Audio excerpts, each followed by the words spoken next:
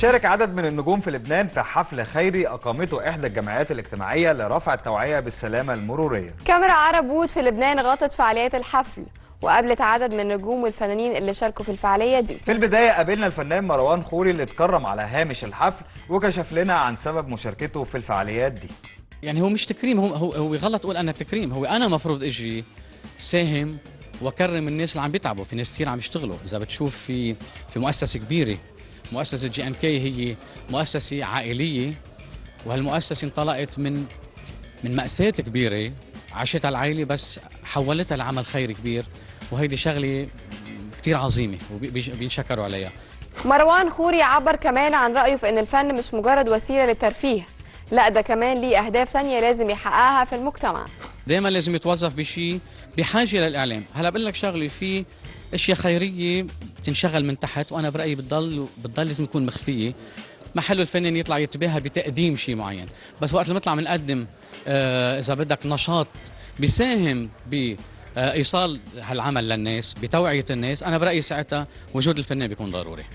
السنة دي في رمضان بيشارك مروان خوري في كذا أغنية من أغنيات الدراما الرمضانية، كلمنا عنها وكشف لنا كمان عن طقوسه في شهر رمضان.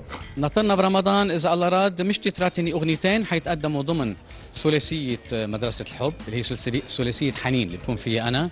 حيكون في أغنيتين، أغنية بعنوان مدرسة الحب كمان، ويمكن تتقدم بفيديو كليب قبل، وفي أغنية تانية كلام الليل، هودي ضمن المسلسل، وفي أغنية تيتر كمان بصوتي للمؤلفة والممثلة كارين رزق الله بمسلسلها مش أنا.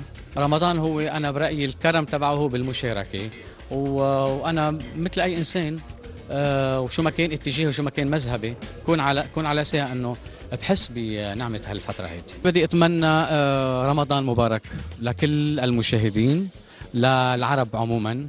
زميلنا راغب حلاوي قابل كمان ميشيل أزدي اللي شارك فعاليات الحفل وكلمنا عن أعماله الفنية الجديدة.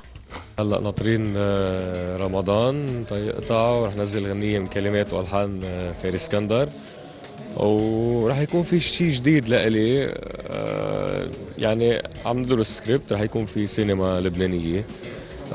بعد مشروع مش أكيد، يومين ثلاثة بيكون الجواب واضح. آخر لقاءاتنا من بيروت كانت مع الفنان زين العمر اللي كشف لنا عن سبب مشاركته في الفعالية. أنا دايما بشارك بجمعيات إنسانية عندهم رسالة، إن كان للمسنين أو للمعاقين أو للناس يلي بحاجة.